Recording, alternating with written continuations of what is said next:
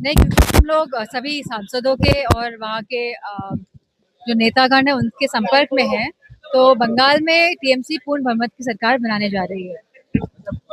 के दौरान गृह मंत्री वहाँ पे जिस तरह की भाषा का उपयोग कर रहे हैं, लोगों को सुधार दिया जाएगा। तो मैं समझती हूँ इस तरह की भाषा का सबसे पहले तो प्रयोग नहीं होना चाहिए, और सबसे जरूरी है कि सार्वजनिक मंचों से इस तरह की भाषा का प्रयोग ना हो।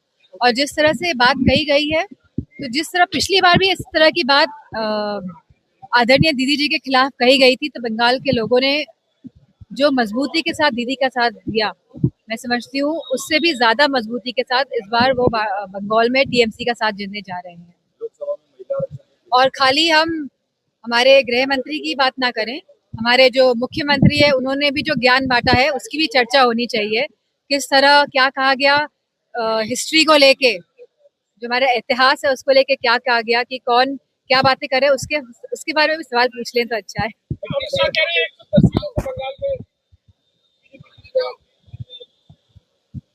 नहीं, मैंने अभी बोला कि पूरे पूर्ण बहुमत की सरकार टीएमसी और दीदी की आ रही है। और ये लोग तो महिला आरक्षण की बात करते हैं, अगर महिला मुख्यमंत्री बनने जा रही है तो क्या हर्ज है फिर।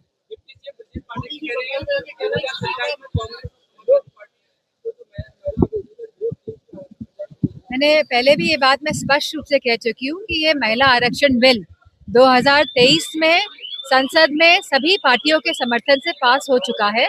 इसमें कोई दो राय नहीं है। इस तरह की भ्रांति, भ्रम और झूठ फैलाने का काम ना करें। और जो वाकई में सरकार का काम है, जो वाकई में गणना करानी चाहिए थी, और अब तो गृह मंत्री ने खुद जातिगत जनगणना कराएंगे, तो मेरा मानना है कि उनको जातिगत जनगणना करानी चाहिए, परिसीमन कराना चाहिए, महिलाओं को आरक्षण देना चाहिए, तभी तो हमारी आरक्षण बनाएंगे।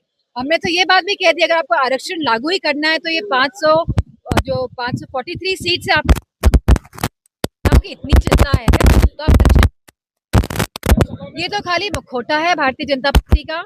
परिसीमन कराने के लिए ये लोग नहीं चाहते हैं कि जनगणना हो, खाली इसीलिए मुखौटा पहने हुई है सरकार।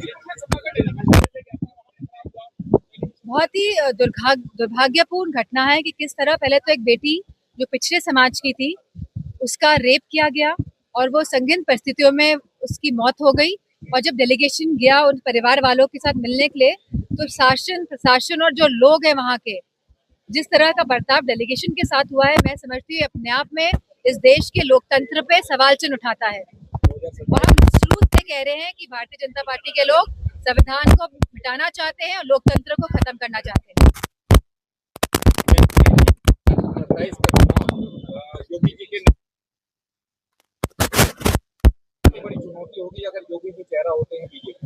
अब ये तो भारतीय जनता पार्टी वाले अपने आप में डिसाइड करेंगे कौन चेहरा होता है कौन नहीं। जितने भी मुख्य नेता हैं भारतीय जनता पार्टी के, उनका कोई भी जो लोग हैं, जो वाकई में जो धरातल पे लोग हैं, जो हमारे गरीब किसान हैं, जो हमारे जवान हैं, जो हमारी माताएं बहते हैं, उनसे वाकई में कोई संपर्क ऐसा लगता नहीं है, क्योंकि वो जो मूल मुद्दे हैं जनता के, उनको उठाने में असक्षम है। पूरी तरह से ये सरकार असक्षम है।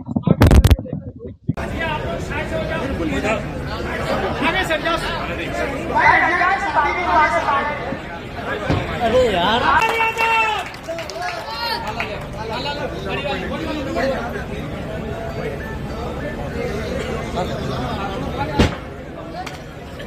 अंदर थोड़ा घुसा देगा हाथ यार। निर्मल यादव, तेज प्रताप सिंह यादव, समाजवादी पार्टी जिंदाबाद।